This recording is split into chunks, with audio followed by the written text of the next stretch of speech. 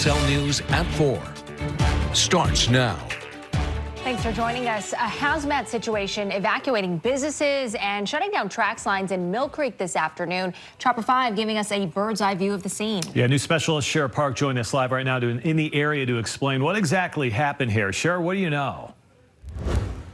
Well, Mike and Ashley, we've got some good news this hour. Hazmat crews have now cleared the area, telling us that the chemical that was of concern causing all of this response here today, it is no longer a threat. And now that has happened, the business where this happened and the neighboring businesses, those evacuations affecting those have been lifted. Now, Hazmat, I'll walk you through this. They were called out around 12 o'clock this afternoon to the business at 210 West and 3900 South after a 55-gallon barrel behind the building started off-gassing, producing a large amount of concerning white smoke. Now, not knowing what type of chemical Hazmat crews were dealing with, the building and, as I mentioned, those neighboring businesses were immediately evacuated.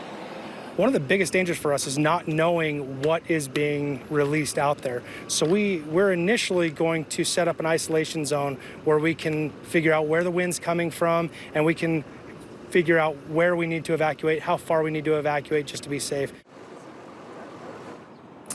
Well, the UTA track lines that run behind the building, they were also shut down because the smoke was kind of covering those as well. Eventually, the chemical did stabilize. It cooled down, which meant it stopped producing that white smoke, which gave crews the confidence that they could get in there and they could investigate what was happening. Now, the Salt Lake County Health Department, they were also on scene today. They determined that the chemical will eventually solidify and then it can be transferred out to the dump to be disposed of. The question still, Ashley and Mike, is what was the chemical that initially started this reaction? That's something crews are still looking into, but thankfully nobody was hurt by the chemical. Nobody was hurt by the white smoke that it was producing out here in the Mill Creek area. We'll send it back to you guys. Yeah, sounds like it could have been much worse. Glad it wasn't. Sheriff, thanks for that live report.